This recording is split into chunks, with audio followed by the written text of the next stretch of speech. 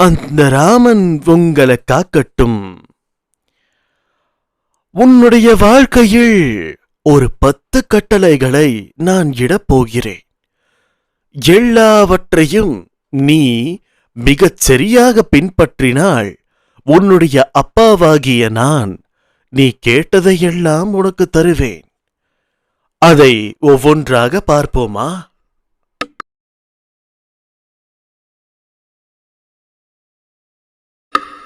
சுய விழிப்புணர்வு.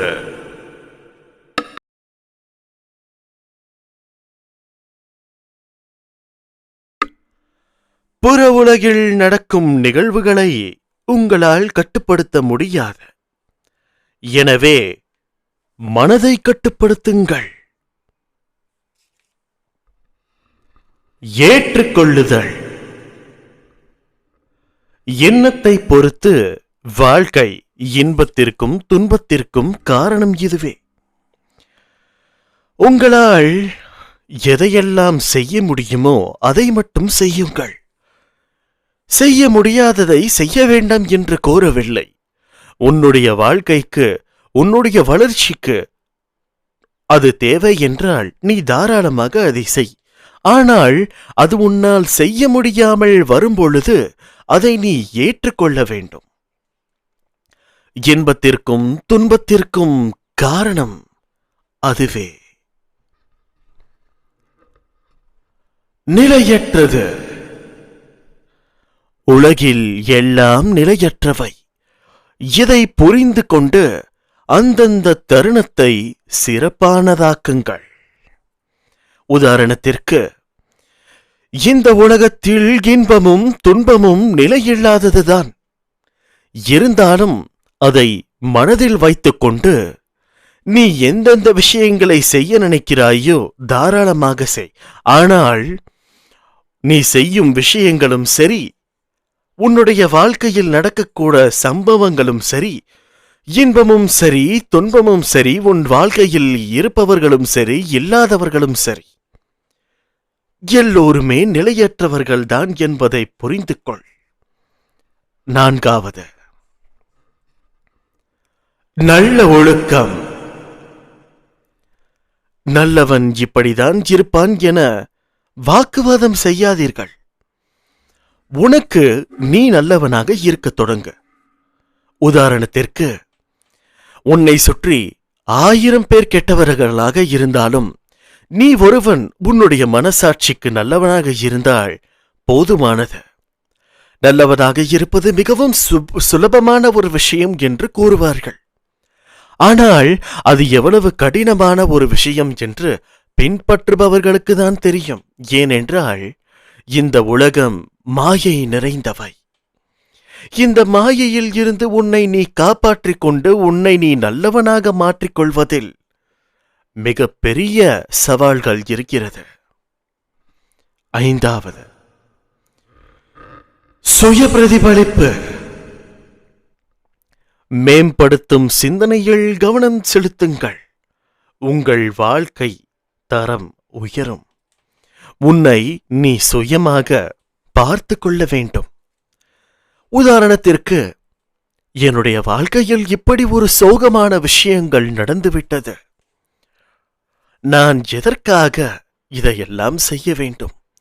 நான் எதற்காக என்னை பார்த்து கொள்ள வேண்டும் என்றெல்லாம் விடைகளையும் கேள்விகளையும் ஓரம் தள்ளி வைத்துவிட்டு உன்னை நீயே பார்த்து கொள்ள வேண்டும். நீ உனக்குள்ளேயே பிரதிபலிக்க வேண்டும். 6வது விஷயம், சிறப்பாக செயல்படு. செய்யும் ஒவ்வொரு செயலையும் இறுதி செயலாக கருதி செய்யுங்கள். அது எல்லா செயலையும் சிறப்பானதாக்கும். உதாரணத்திற்கு, இன்றைய நாள் உன்னுடைய வாழ்க்கையில் தொடங்குகிறது என்றால் இதுதான் உன் வாழ்க்கையின் கடைசி நாள் என்று எடுத்துக்கொள். ஆகவே இந்த நாளை, உன்னுடைய வாழ்க்கையின் இந்த நாளை உன்னுடைய மனதளவிலும் சரி உடல் அளவிலும் சரி எந்த ஒரு விஷயத்தை செய்தால் உன்னால் மிகுந்த அளவிற்கு இந்த கடைசி நாளை சிறப்பானதாக ஆக்க முடியுமோ அந்த அளவிற்கு நீ சிறப்பானதாக ஆக்கத் தொடங்கு. இதை செய்தால் நிச்சயமாக உன்னுடைய ஒவ்வொரு நாளும் மேம்படுத்தத் தொடங்கும். மேம்பட உன்னுடைய வாழ்க்கையில் அது ஒரு தினசரி செய்யக்கூடிய ஒரு கடமையாக மாறும். இதை நீ செய்ய கற்றுக்கொண்டால் உன்னுடைய வாழ்க்கையில் நலமுடன் வாழலாம். 6வது விஷயம் முடித்துவிட்டோம். 7வது விஷயம் பின்னடைவு. தோல்வியை கண்டு அஞ்சாதீர்கள், அவற்றை வளர்ச்சிக்கான வாய்ப்பாக கருதுங்கள். பின்னடைவு ஏற்படவே படாது. முடிவை மட்டுமே நிர்ணயித்து ஒரு முயற்சியில் இறங்கினால் அதனுடைய முடிவை பார்த்து தோல்வி அடைந்து விட்டால் நீ எத்தனை அடி முன்பே வந்தாயோ அதைவிட 1000 மடங்கு நீ பின்தங்கி விடுகிறாய். இது வேண்டாம். வாழ்க்கையில் இது மிகப்பெரிய பின்னடைவு. 8வது விஷயம் இரக்கம். உயிர்கள் மீது இரக்கப்படுங்கள். அவரவர் வாழ்வில் 1000 துன்பங்கள் நிறைந்துள்ளது என்பதை உணருங்கள். யாருடனும் மனக்கசப்பு கொள்ளாதீர்கள். மனக்கசப்பு என்பது ஒரு நச்சுத்தன்மையுடையது. அது எப்போது வேண்டுமானாலும் உன்னையும் உன்னை சுற்றியிருப்பவர்களையும் கொன்றுவிடும். 9வது விஷயம் நம்பகத்தன்மை. நீங்கள் நீங்களாகவே இருங்கள். நம்பகத்தன்மையுடன் செயல்படுங்கள். எல்லா விஷயத்தின் மீதும் நம்பிக்கை வையுங்கள். நம்பிக்கை வைத்து நீங்கள் ஒரு விஷயத்தை இழந்துவிட்டால் அது கடவுளின் பாதத்திற்கு சென்று அடையும். உங்களுடைய ஏமாற்றம் அந்த கடவுளின் பாதத்திற்கு சென்று மிகப்பெரிய வசந்தமாக அது உங்களிடமே திரும்பி வந்துவிடும்.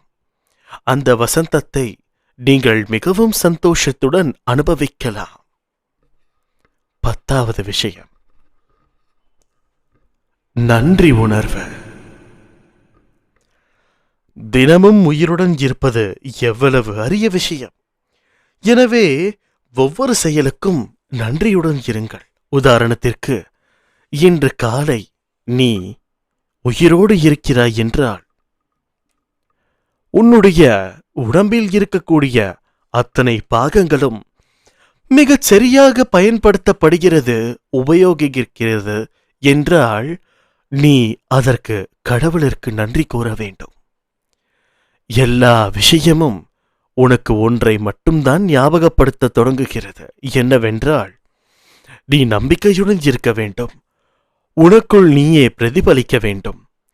உன்னுடைய எல்லா கஷ்டங்களையும் எடுத்துவிட்டு உன்னுடைய ஒவ்வொரு நாளையும் உன்னுடைய வாழ்க்கையின் இறுதி நாட்களாக பார்த்து உன்னுடைய சிறப்புகளை செய்ய வேண்டும்.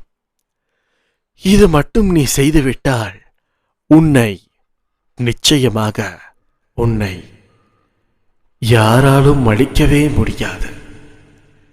இப்படிக்கு உன் சாயப்பா.